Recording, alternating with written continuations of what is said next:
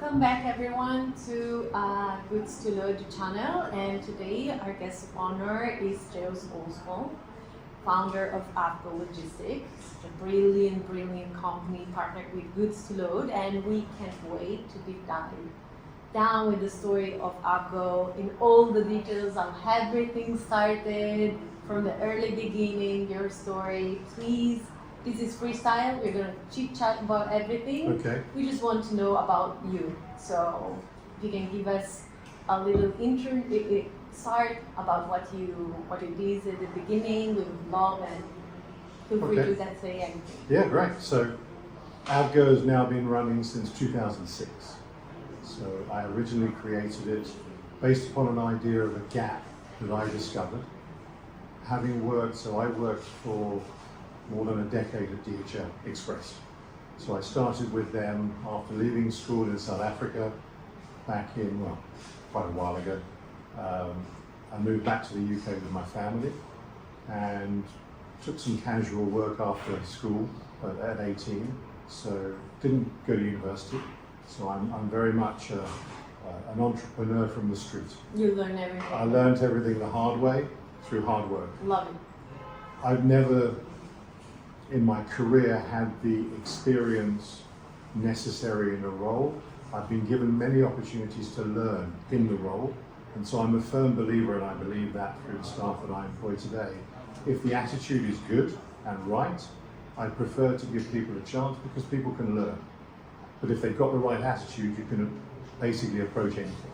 Yeah. So I was fortunate that I was given several opportunities at an early age. Notably, when I joined DHL at when I was about 19 years old, when I joined them in customer service. So back then it was you had to make 130 phone calls a day, basically receiving inquiries from customers. It was way before we had the computer technology that we have today. Mm-hmm. And they set a target, and I've always been very much performance focused. So they said make 130 calls, I make 150. So very quickly opportunities arose. I was promoted. At 21 years old, I was the youngest salesperson in the whole of the UK for DHL. Wow. Compared with the likes of my colleagues who were in their 30s to 35. So I was somewhat at a disadvantage age-wise, but again, through hard work and determination and listening rather more than talking, I learned an awful lot, and very quickly I became one of the top sales achievers. So I worked for DHL for more than a decade. Having left DHL, I worked for a company, a US company based, so I'm backtracking a little, but I moved from DHL in the UK to France, where I headed up one of their key account divisions with their salespeople. And then I was also for 4 years worked for DHL in Belgium. So I was in their global account program, looking after some of their larger global accounts on a European level.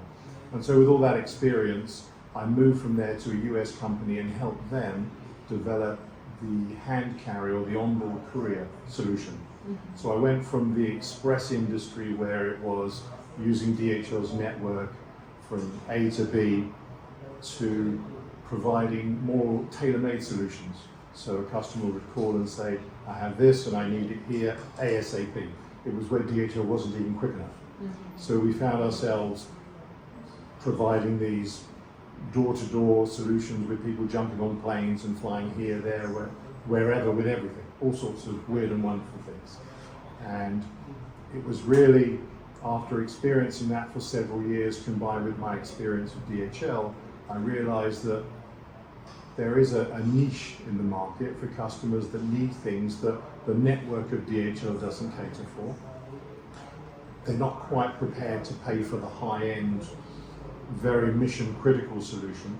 So there was a gap to combine the expertise of, I suppose, typically a freight forwarder, where they have the customs expertise and they know and understand Incoterms and can look outside of the network of a DHL type solution to be able to provide a tailor-made solution. Mm-hmm. So I decided at that point there's an opportunity. So this was 2005, end of 2005, and I approached someone who happened to be called AV. His initials were AV for Adrian Valbona, and we decided to go into business together. So AV joined with Geo and became Oh, Avgo.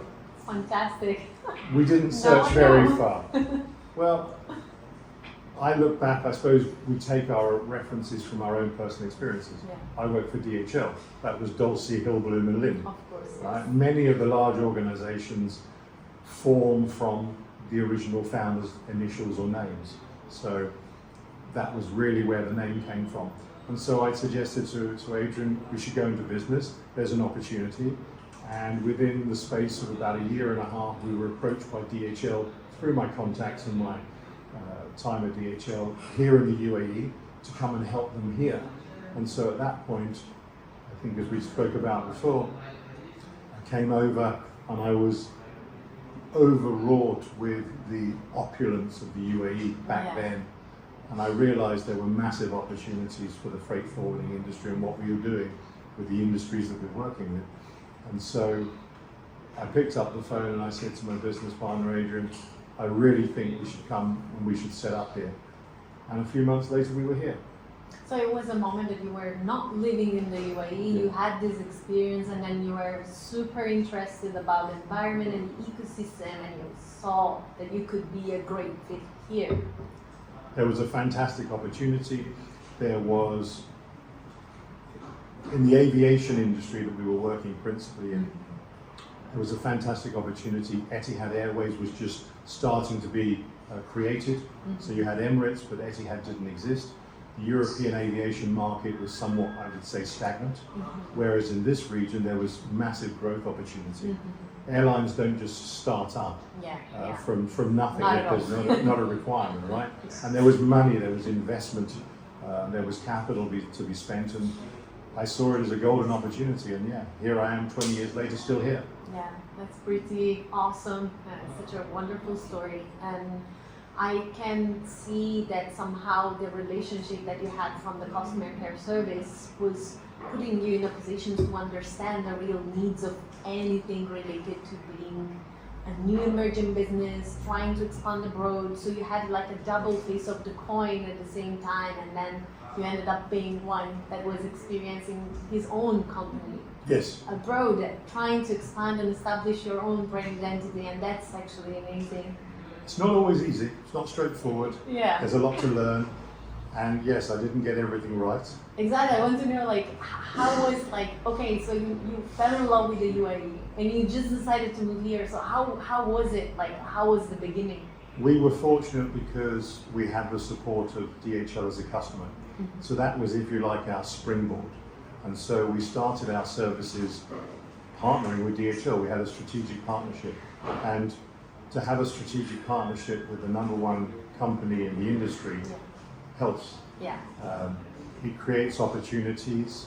And I figured if I was going to partner with anybody, it would be a company, one that I know, ex-colleagues, people that I trust. So you were still having a relationship with your ex-colleague? Yeah, we stayed in touch. Yes. Obviously, I mean, there's a lot of emphasis put on today, and a lot of the younger people, I see that through my children, are particularly interested in networking. For me, it's all about the relationship. So I'm very much, and if you look at our mission statement, and you talk to my staff, and I'll come onto it in more detail as our employee ownership scheme later, but for me, it's about the people. People make all the difference. I was taught at an early age in sales, people buy from people, and they do. So I always had the funny joke or argument with my kids when they talk to me about Facebook. Oh, Dad, you haven't got that many friends on Facebook. We've got X amount of thousands. And I said, yeah, but the difference is I've met all of my friends personally, face to face. You pretty much know that. 95 of the people you have on Facebook you've never met. Yeah. It's a different environment today, but it still remains, business is done by people. Technology is great, right? Technology is wonderful. It can save you time, it can save you money, but it cannot replace this. Yeah, you and I, agree. right? AI, yes, AI is the new thing, and I'll be honest, I have a consideration for it, and I see there are many opportunities. But I think today, in my experience, people jump on things too quickly without giving things the time. I know things go so much quicker when you look back. When we moved from the early days of aviation, and then we got to the stage of the Concorde, which could travel from Europe to the US in what, 3.5 hours. Yeah. That's no longer around, but things are just going faster. Communications are faster and faster. People expect more and more. But ultimately, when it comes down to it, certainly in my experience, my opinion, people make the difference. Yeah. And that's with my business today. And so yeah, my network, I stayed in touch with my network, and that created opportunities and continues to create opportunities. Yeah. And also when communications break down or systems break down, people have to talk together. Yeah, exactly. So you need that relationship, right? Yeah. If it doesn't work, you eventually have to complain to somebody. Yeah. You know, when the chatbot or the robot on the other end, and you'll need to talk to somebody in the call center to try and get it fixed. Yeah, I agree. I mean, we integrated AI in our platform to support the customer care service and all these things, but in the end we receive a lot of requests that requires a person behind, and we understand that people actually look out for people and they really want to understand if they can actually trust, which I think that this big network that you built so far in all these years, starting from where you were an employee and you became an entrepreneur, it's based on trust. So I see quite clearly that you don't apply only trust on the people you work with, but also the service that you offer. So people understand that being trusted is something that makes the difference on the success of a business and expansions all over the world that can happen. Reputation. Yeah. Reputation is basically, if you call me, and this is the one thing now, as I say to my salespeople, they tell their customers, we've been in business 20 years, we have never ever been caught in a misdeclaration or a situation of an issue with a shipment where any of my staff have acted incorrectly. Now, that's credibility. And in an environment which is very fast moving like the UAE, and being a platform here to Asia and obviously all of the Far East, there is an abundance of freight forwarders. There are thousands of freight forwarders here, more so than in probably most parts of the world, maybe say China today. Correct. And the reality is, people believe that the other, I suppose, the downside of entrepreneurship is people think, well, I've got a little bit of money, I can do that. Well, unless you've got the expertise and the determination to do it properly with longevity, you can't. And people think, well, I'll do this and I'll start up, and I'm sure, I don't know the figures, but I'm sure there's probably a larger percentage of startups here in this region, people thinking I'll throw a bit of money at that and have a go, and then they abandon it and walk away. And what that does is that spoils the market for people that are committed to providing reliable, sustainable solutions, rather than just these people that come along, see an opportunity, and then fill the gap, but then it's not sustainable. For me, it's about being credible, doing the right thing, and treating people properly.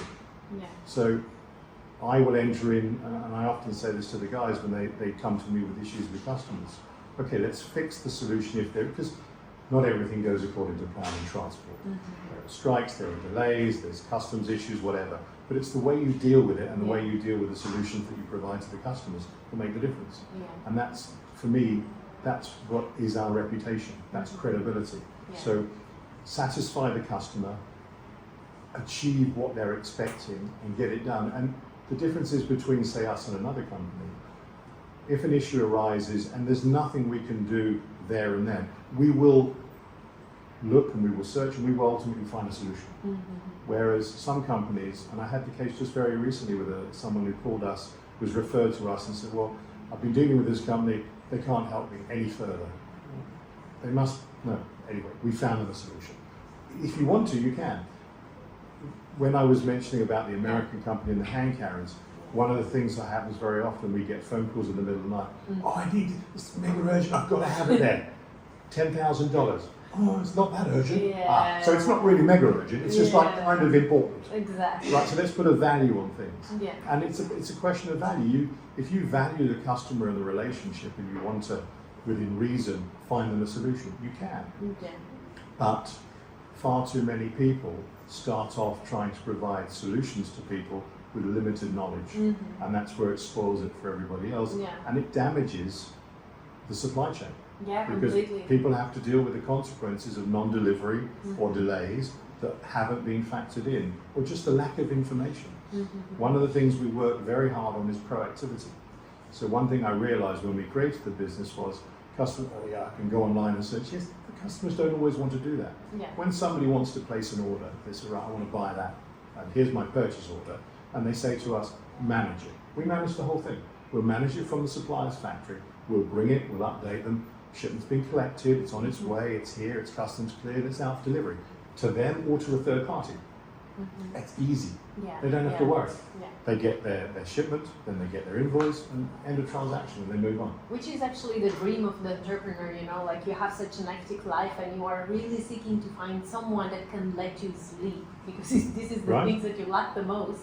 And I don't know, I saw a lot of clients inquiring being great damage because they were using, you know, the cheapest solutions, and I understand that not having your margin eaten by the logistic transportation service is important. I mean, you need to consider everything because it's important, but at the same time, I really don't believe that cheap means necessarily quality or the best solutions for your needs.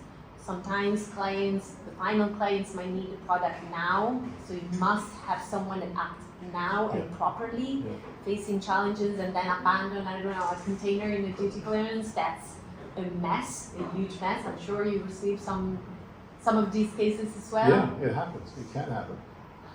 The expression that springs to mind is, you pay peanuts, you get monkeys. Yeah.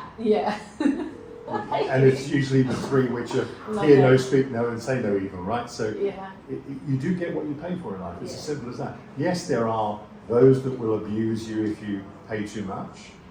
There are those that will have an expensive pricing policy because they have a dominance and they are providing a service that no one else can provide. But ultimately, when you're moving a box from A to B, it's not rocket science. It's just about the care and attention, the packaging that you give it, like the dangerous goods.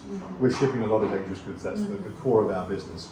The only difference between shipping a pot of paint or a few reams of paper is basically the way it's packaged to ensure that should, for whatever reason, it happens that an item becomes squashed or damaged, that it protects the environment, it protects the people that it's that are handling it, or the aircraft or the vessel which is transporting it. That's the only difference, and that's what we work very hard to provide, is that absorbent material, the inner packaging, to make sure that we're using UN specification, IATA approved or ICAO approved packaging, to make sure that, God forbid, should something happen, that at least there's limited damage and exposure, because obviously they're called dangerous goods for a reason. They are dangerous to the environment or the individual, and so there are a lot of people out there that think, well, we can do this. Good luck to them, but they're fly by nights. They're here today and gone tomorrow. It's just it's not sustainable. Which, by the way, we want to remind to people that are watching the videos that you are recognized by the General Civil Aviation Authority in terms of transporting properly the dangerous goods, and it's not that common. So companies tend to say, oh, we do everything.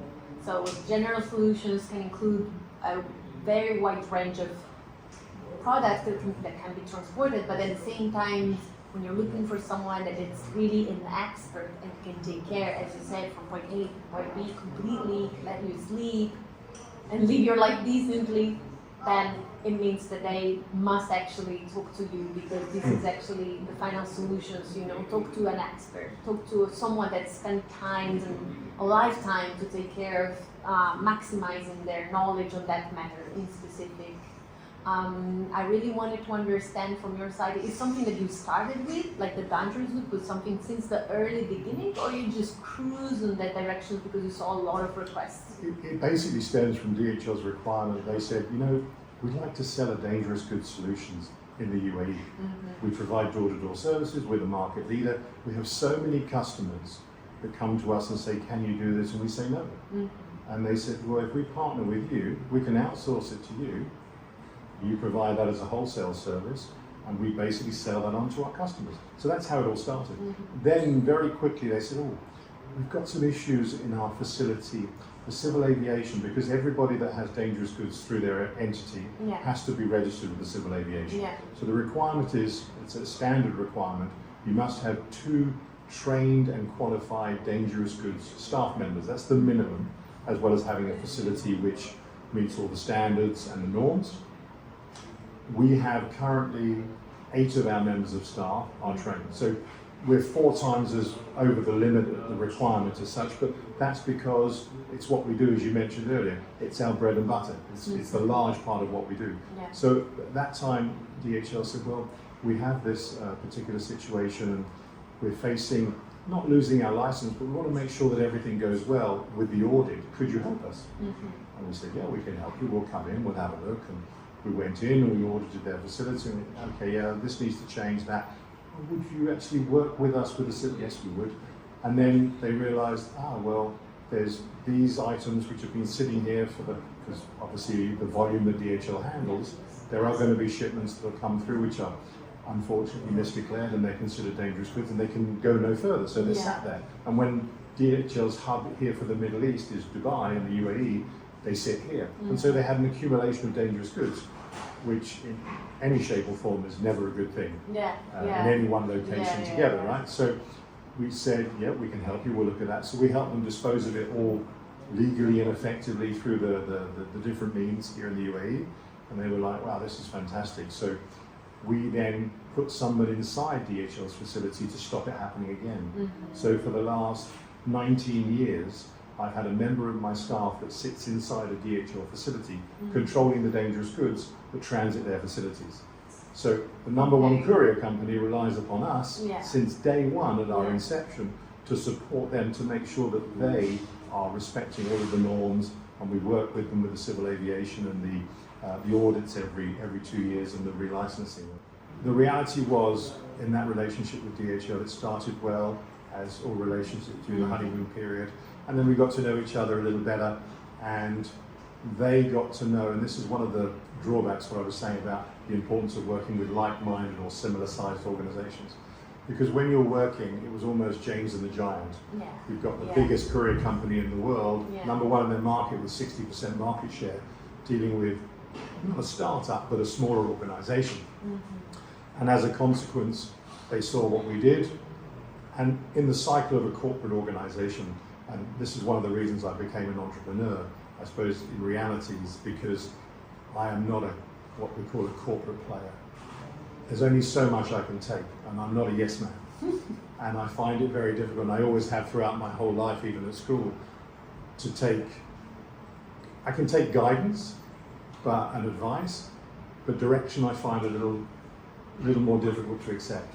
And so it was probably a natural way for me to go to run my own business. So you found your own path. Yeah, and so I fast realised when I was inside of DHL that was probably the thing that led me to look outside, was the corporate mentality. When I'm a very pragmatic person, if it's not right, it's not right. And I'm not going to tell you it's okay when it's not right. There are politicians in corporate organisations which can do that. That's not me. So I realised that probably my future was outside of the corporate environment. And so linking that to DHL, what I saw was there were certain people, because they moved people around and through rotation of management roles, the new chap came along and looked and went, oh, that's great, but we should do that ourselves. Why are we paying them? Let's do it ourselves. Okay. Can't blame them. That's it's a life cycle, right? So they basically said, you know what, we're going to do it ourselves, and that was fine. So step away. So at that point, looking at obviously growing and developing your business as an SME, we were faced with an opportunity, sink or swim. What do we do? Okay, well, we know who the customers are. We have the right to go to the market. No more wholesale. Let's go retail. Let's go to the market and let's sell our services door to door. If DHL want to sell their services, doing it themselves, however they think they're going to do it, that's up to them. We have every right to offer that service to the market. Absolutely. So we invested in staff and salespeople, and we went out and we sold. And we were successful. We grew our business very nicely, made money, which ultimately is the ambition of an entrepreneur. Whilst It's great to provide a service, an essential. Ultimately, I'm in business to make money. Yeah. My You're a customers do. businessman. Yeah, I never pretended anything else. And I'll say to a customer that we're not going to be the cheapest, because we're not the cheapest, and I don't ever want to be the cheapest. I want to be the best. Yeah. And you have to pay for that. Realistically, you don't have to pay over the odds. But as we said before, peanuts and monkeys, you do get what you pay for. And so when companies use us, when people come to us and say, well, I need this done, we'll get it done. Yeah. Within reason, we will find a solution for that customer according to their budget. And that's, I suppose, what I talked about earlier by filling the gap. If you want something quickly and you've got the budget, you can have it. But if you don't have the budget, then in logistics, it's a question of time. Yeah. So you can ride a bicycle, Yeah. or you can take a taxi, or you Yeah. can take a helicopter. Look Yeah. at Kareem. Kareem now has helicopters, right? They But it's do. a lot more expensive than jumping in the back of a Yeah, Lexus. for $100. Right. So you get what you pay for in life. Yeah. So that was that for me is I forgot my line again. What was I? No, I mean that's actually the goal. That's actually the goal of like offering the best solution ever, and Oh, that's instead of right. just being We were talking about DHL Yeah. and the change of management. Yeah. So they were doing it themselves. So we then went out and sold it. And then very quickly I was getting phone calls from people inside DHL. We've got an issue with this, we can't do that. Okay, well, you guys thought you could do it yourself, so you Yeah, carry on. yeah. Now there's a very thin line between saying, well, get on with it and, Of course. and providing service. So anyway, we kind of got back together again and had a reconciliation about differences.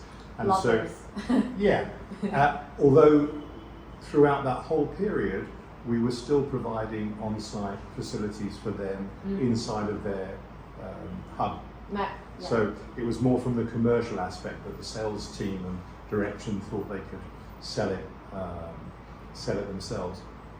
Then they went to, when they realised they couldn't do it to save face, they went to other providers. But then those providers started coming to us. And so I would take great joy in calling up and saying, are you working on this particular shipment at the moment? And they would say, how do you know that? I said, well, your provider that you're asking for quotations has come to us. So they realised that, oh wow, everything actually just seems to be going back to Avgo. Yeah. But that's something you get when you've been in the market for 20 years. Yeah. There's no other company that you'll find that's been providing dangerous goods, door-to-door services in the UAE for 20 years other than us. Yeah. Yeah, maybe 10 years, maybe 5 years. But let's see it again in another 10, 15 years if they're still there. Because we sure will be. Because we have that experience. And yeah, you're here to stay, you're here to grow, and you build a team that is actually living in the vision of yours, and they do have these values, so they carry on all the entire prospect of the business. Yeah. And I saw it. I mean, it was such a wonderful experience to just talk to your team and see how they interact and they treat people, the customer care, all the reviews that I read about your Google business profile were just amazing, and I understand because it's so important to let the people understand that problems can happen, but it's how you handle everything. So it's really inspiring what you've done so far, and I know it's true. And I'd love to talk about your team. Your team is one of my favorite for a specific reason. I already said that you have a lot of women, so. Is this intentional? Because sometimes there's just a lot of people. I use you as an example with many of those who I'm trying to onboard, because your profile probably is the best in terms of like performance and story and growth and specific niche, because it's such a specific niche in the end. But what you've done is just like unbelievably beautiful. So how did you start? It was just casual? It was never intentional.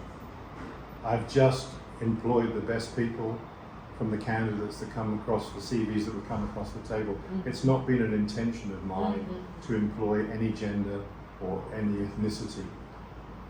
I will say in my experience, I have learned that some people fit better into certain scenarios than others. But yeah, I think for me the key is the attitude. Yeah.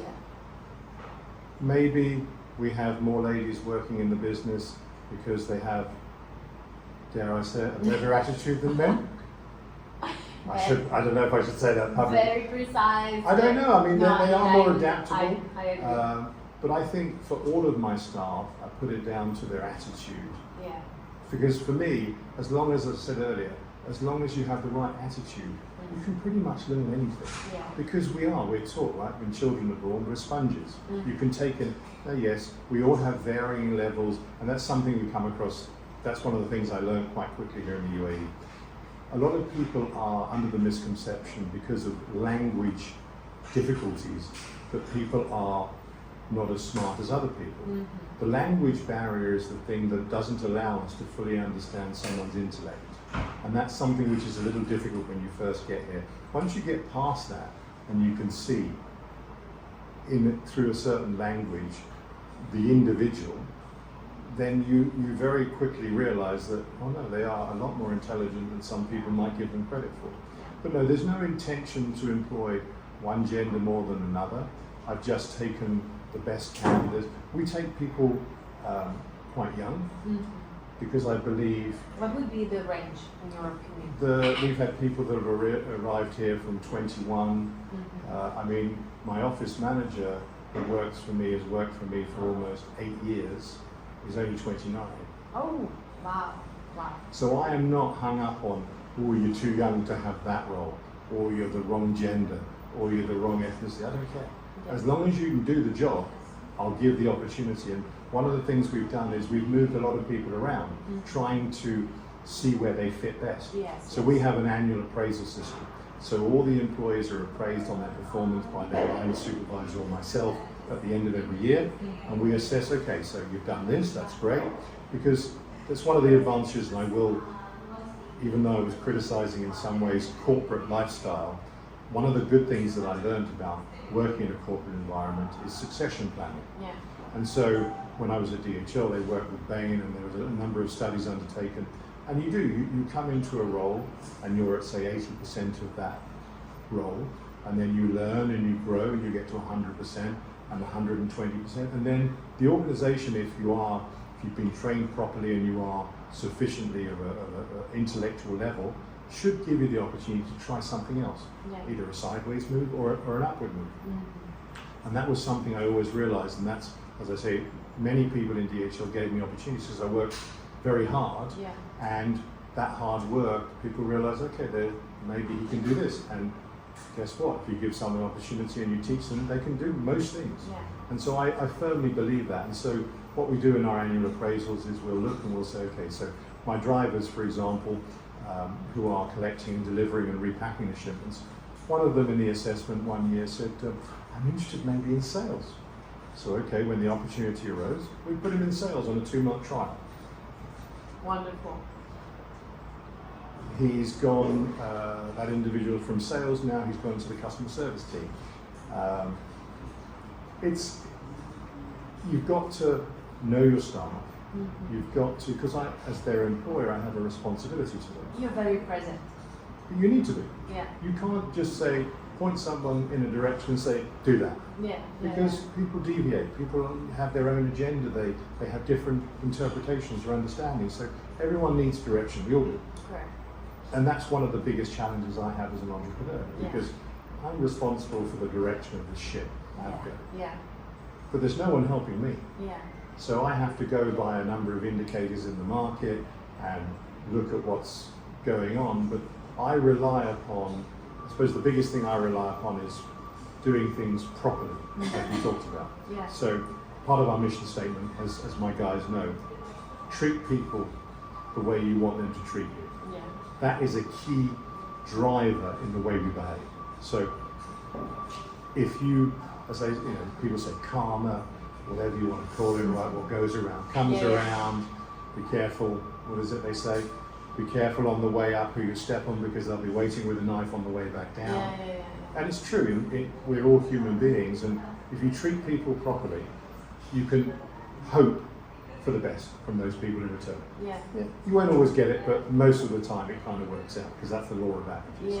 So treat people properly and do the right thing, and if you do that, then it becomes easier. And so giving people the opportunity, looking for opportunities in different areas of the business suits me, because you don't know. You may find a guy that's, for example, one of the guys was a driver, and now he's one of my stars in my customer service team.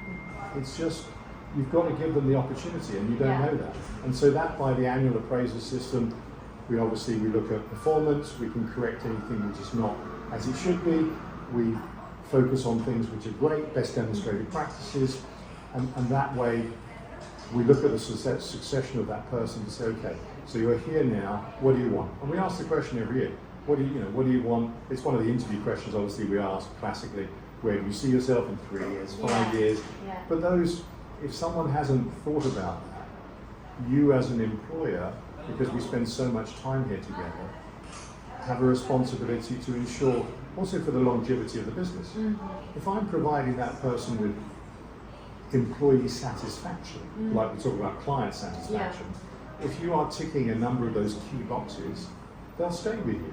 So that investment in time and money to train them, to make them the best they are for your customers, pays back because they stay with you.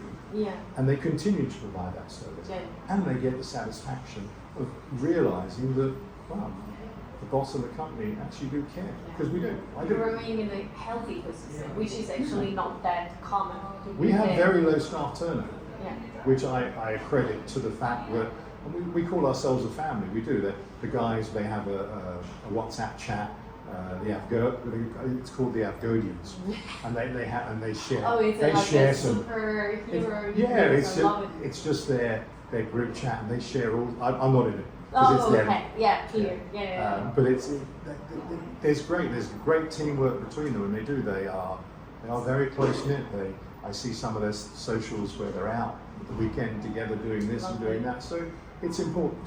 I think that team spirit gets things done. Yeah, absolutely. I mean, they spend a lot of time, a lot of their daily time in the office. So considering of being an entrepreneur and carry on such a huge family, because we're talking about a lot of people now in your team. We're 20 people now. It's a big team, and letting them leave something in a bad environment, tragedy, dramas, or just pain, I don't think it would be helpful. Agreed, and in this specific topic, I'd like to talk more about how you actually deal with the mental health, how you can, keep yourself motivated, centered, and present when you have such a big commitment to carry on your shoulders. Yeah, it's not easy, obviously, with COVID. Mental health issues, and I think still today with social media there's a lot more awareness. Back when I was growing up a few years ago, we were kind of the mentality where it would be swept under the carpet. Just basically shut up and put up and get on with it. Whereas now there's a lot more, and I experience this talking with my children who are 29, 27 and 22 years old, right? So somewhat different from me. But mental well-being is very important. We try to keep it quite light here. It's difficult because as an employer, as the boss, you want an environment which is fun, but you want an environment which is effective. You need people who know where those lines are between having a casual chat and making sure that the deadlines are met.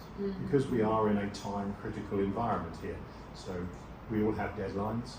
Drivers have to get material collected by a certain time. Shipments need to be prepared by a certain time. They need to be given to the airline at a certain time. And if we miss those deadlines, that's another 24 hours on the transit. So those are very important. We often have, we'll do all sorts of fun and games, like on a Friday afternoon.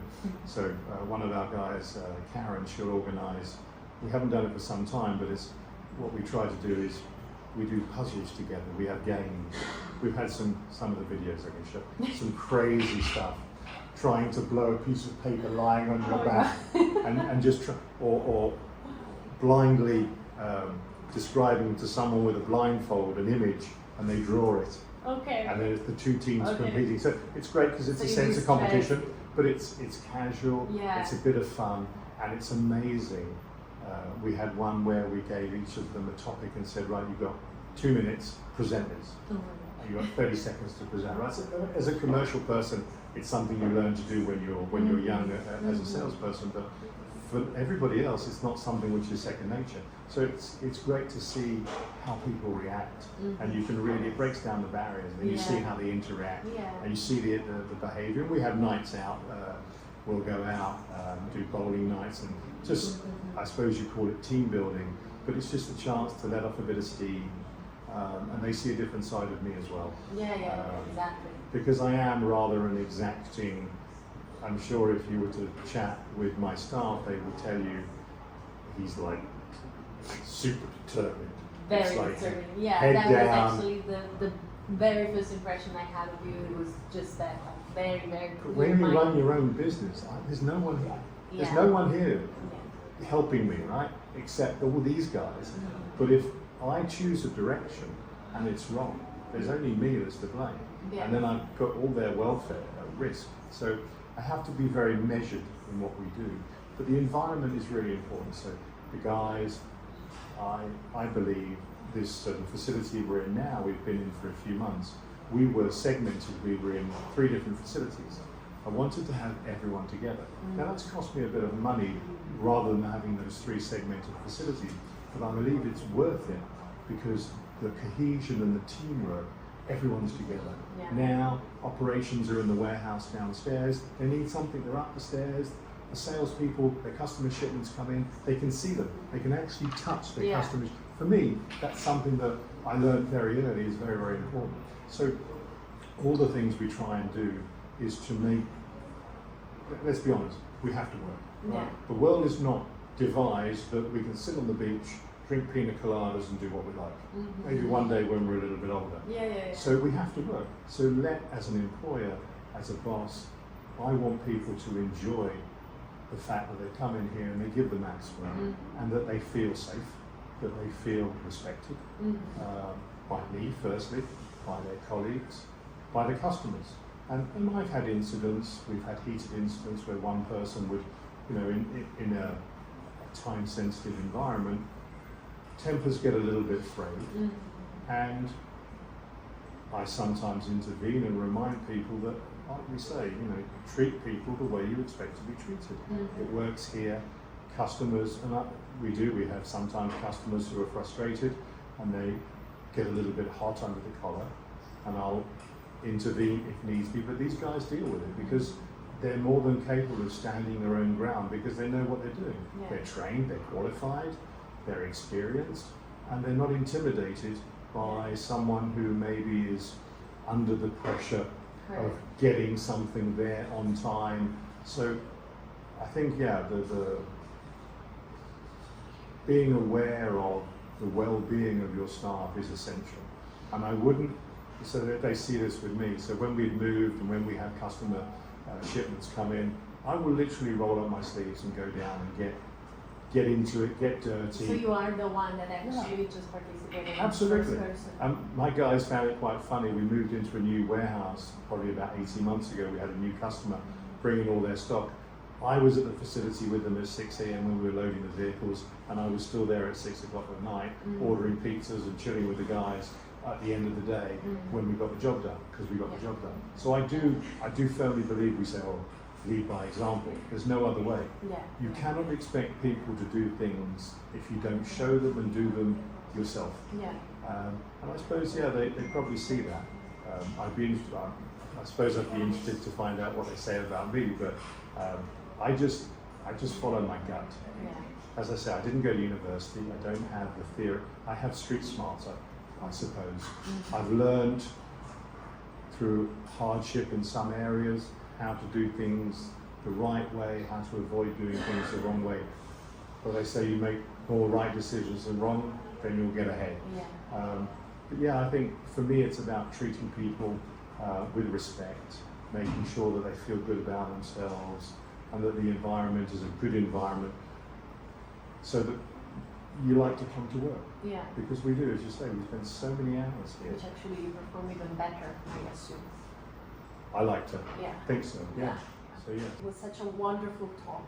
Thank you so much for your time. It was extremely inspiring, and I'm sure for the new generations that are entering the world of the global chain, it's something that they could definitely take inspirations from. and companies from all over the world. You want to start a new business, you want to expand your business all over the world, logistic companies that need support abroad, consultant. This is the man behind Avgo. You know how you're with who you are dealing with, and that's just so special. And thank you so much. It's my honor to have you today. Thank you, Jessica.